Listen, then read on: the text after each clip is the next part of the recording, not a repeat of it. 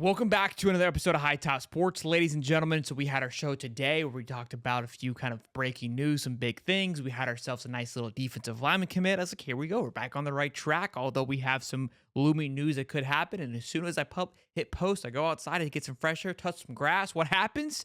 We get a decommit from a defensive lineman, Kendall Jackson, who he's been on the show. Great young man. Goes to Buchholz, plays with Mile Graham at Buchholz, a local town kid.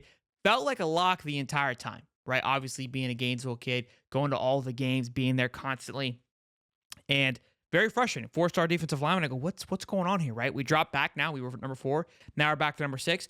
But there's a few things that are unfolding here that kind of sat on for a little bit, did some investigating, kind of confirm nor deny through On3. Here is a little clip from Corey Bender in one of the On3 forums saying this was a mutual decision here. So I wouldn't really call this a decommitment. I'm told this was expected for a few weeks now. Kendall's an awesome kid who will land on his feet. Plenty of P5 opportunities here. Just wanted to drop that off. Now you're probably asking yourself, Sean, what do you mean this is a mutual decision? Like, hey, I just feel like it's not you, it's me kind of thing. So a lot of this happens quite often where people don't realize it, but kids decommit, and it could just be like, hey, this isn't going to work. We're trying to go after this.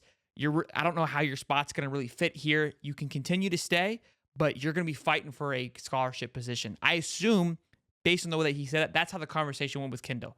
And Kendall had offers from Arkansas and Kentucky and other Power 5 schools. Like, look, you go there, you're going to be the guy. You're going to be fighting for a spot pretty quickly. But if you come here, we're just going to be honest with you.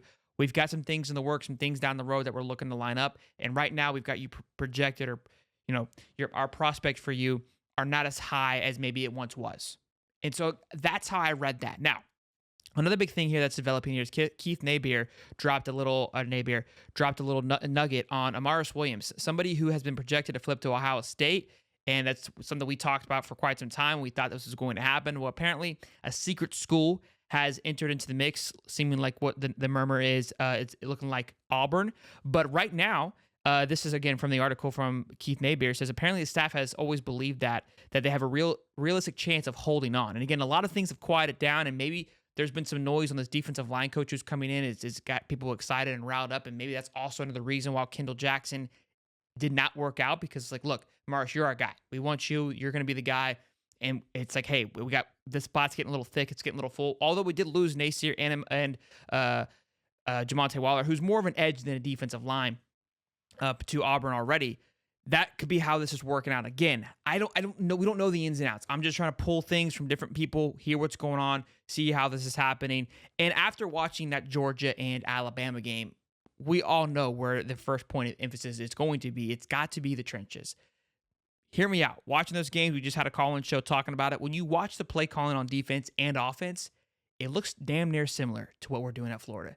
Started to realize, I was like, maybe it is just execution and development, which still falls back on coaching, still falls back on accountability, right? Discipline.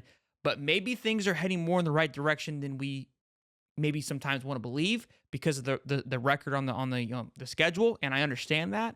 But again, a big point of it is going to be getting those guys in the trenches, landing big time studs. And Jordan Seaton is even more of a priority in my opinion. And somehow, some way, find yourselves an opportunity to flip a big time defensive lineman. And you're thinking, well, Sean, they're not going to make an impact right away. Go look at Alabama's starting O-line. There's 2 freshmen on that offensive lineman. They were in the draft. They were in the recruiting last year. I think Keon Keeley and Caden Proctor are 2 guys that are part of that offensive line and very effective and very impactful, as you saw tonight as they were crowned SEC champions. So they're out there. Their ability to come in and plug and play right now and have an impact is there. It's just whether or not we can get them to become a Florida Gator within the next 10 to 15 days. So we'll continue to monitor it. Again, I expect things to heat up in the next 48 hours as the portal opens up actually on the 5th. We've got to be aggressive. We've got to be hungry. And it's going to be a fun sprint here to December 20th, which is early signing day. And then the next sprint would be, I guess, when the portal closes. So be sure to smash the like button, subscribe, and I'll see you guys in the next one. Peace.